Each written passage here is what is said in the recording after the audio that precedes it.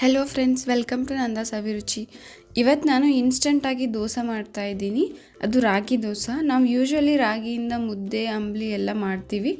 ಆದರೆ ಇವತ್ತು ನಾನು ರಾಗಿ ದೋಸೆ ಹೇಗೆ ಮಾಡೋದು ಅಂತ ನೋಡೋಣ.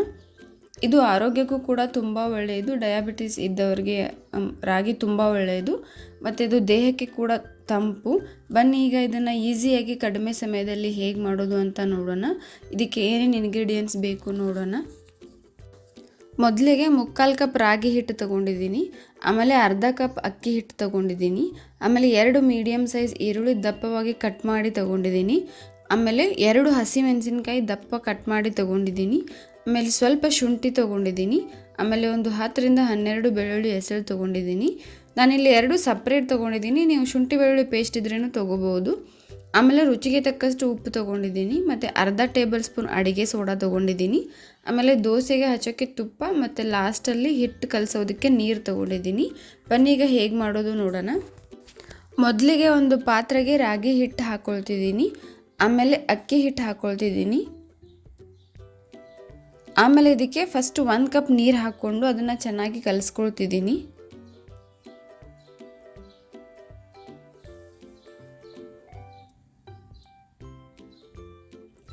ಆಮೇಲೆ ಮತ್ತೆ ಇನ್ನೊಂದು ಕಪ್ ನೀರು ಹಾಕ್ಕೊಳ್ತಿದ್ದೀನಿ. ಇದನ್ನು ಚೆನ್ನಾಗಿ ಗಂಟು ಇರದೇ ಇರೋ ಥರ ಕಲಿಸ್ಕೋಬೇಕು. ಇದಕ್ಕೆ ನಾನು 3 ಕಪ್ ನೀರು ಹಾಕಿದ್ದೀನಿ. ದೋಸೆ ಹಿಟ್ಟಿನ ಕನ್ಸಿಸ್ಟೆನ್ಸಿಗೆ ಬರಬೇಕು.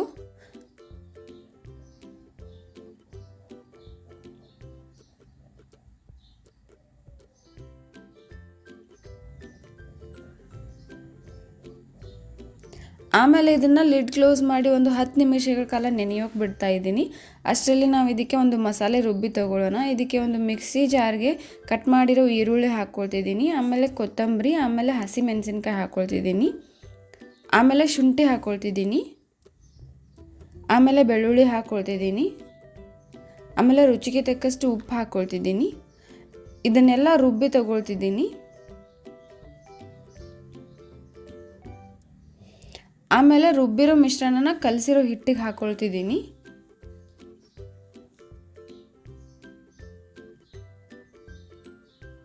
ಇದನ್ನು ಚೆನ್ನಾಗಿ ಮಿಕ್ಸ್ ಮಾಡ್ಕೊಳ್ತಿದ್ದೀನಿ.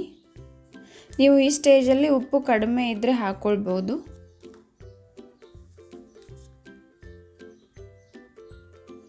ಆಮೇಲೆ ಅರ್ಧ ಟೇಬಲ್ ಸ್ಪೂನ್ ಅಡುಗೆ ಸೋಡಾ ಹಾಕ್ಕೊಳ್ತಿದ್ದೀನಿ. ಇದನ್ನೆಲ್ಲ ಚೆನ್ನಾಗಿ ಮಿಕ್ಸ್ ಮಾಡ್ತಾ ಇದ್ದೀನಿ. ದೋಸೆ ತವೆ ಬಿಸಿ ಮಾಡೋಕೆ ಇಟ್ಕೊಂಡು ಈ ರೀತಿ ಒಂದು ಲೋಟದ ಸಹಾಯದಿಂದ ತೆಳ್ಳಗೆ ದೋಸೆ ಹಾಕ್ಕೊಳ್ಬೇಕು.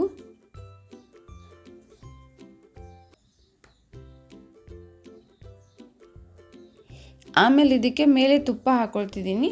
ನೀವು ಎಣ್ಣೆ ಕೂಡ ಯೂಸ್ ಮಾಡ್ಬೋದು.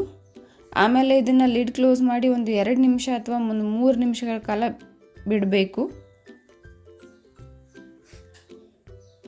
ಆಮೇಲೆ ಲಿಡ್ ತೆಗೆದು ಇದನ್ನು 2 ಸೈಡ್ ಬೇಯಿಸ್ಕೋಬೇಕು.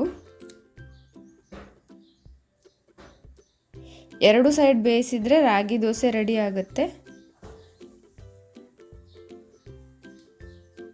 ನೋಡಿದ್ರಲ್ಲ ಎಷ್ಟು ಈಸಿಯಾಗಿ ಕಡಿಮೆ ಸಮಯದಲ್ಲಿ ರಾಗಿ ದೋಸೆ ರೆಡಿ ಆಯಿತು ಅಂತ. ನೀವು ಒಂದ್ಸಲ ಟ್ರೈ ಮಾಡಿ, ತುಂಬ ಇಷ್ಟ ಆಗುತ್ತೆ. ನೀವು ಇನ್ನೂ ನಮ್ಮ ಚಾನಲ್ನ ಸಬ್ಸ್ಕ್ರೈಬ್ ಮಾಡಿಲ್ಲ ಅಂತಂದರೆ ಪ್ಲೀಸ್ ಈಗಲೇ ಹೋಗಿ ಸಬ್ಸ್ಕ್ರೈಬ್ ಮಾಡಿ. ಮತ್ತು ಇದೇ ರೀತಿ ನಾನು ಹಾಕೋ ಎಲ್ಲ ವೀಡಿಯೋ ನೋಟಿಫಿಕೇಷನ್ಗೆ ಪಕ್ಕದಲ್ಲಿರೋ ಬೆಲ್ ಐಕಾನ್ನ ಕ್ಲಿಕ್ ಮಾಡಿ. ಮತ್ತು ಈ ವಿಡಿಯೋ ನಿಮಗೆ ಇಷ್ಟ ಆಗಿದರೆ ಪ್ಲೀಸ್ ಲೈಕ್ ಮಾಡಿ, ಶೇರ್ ಮಾಡಿ, ಕಮೆಂಟ್ ಮಾಡಿ. ಮತ್ತು ಇದೇ ರೀತಿ ಟೇಸ್ಟಿ ರೆಸಿಪೀಸ್ಗೆ ನಮ್ಮ ಚಾನಲ್ನ ಸಬ್ಸ್ಕ್ರೈಬ್ ಮಾಡೋದನ್ನು ಮರಿಬೇಡಿ. Thank you.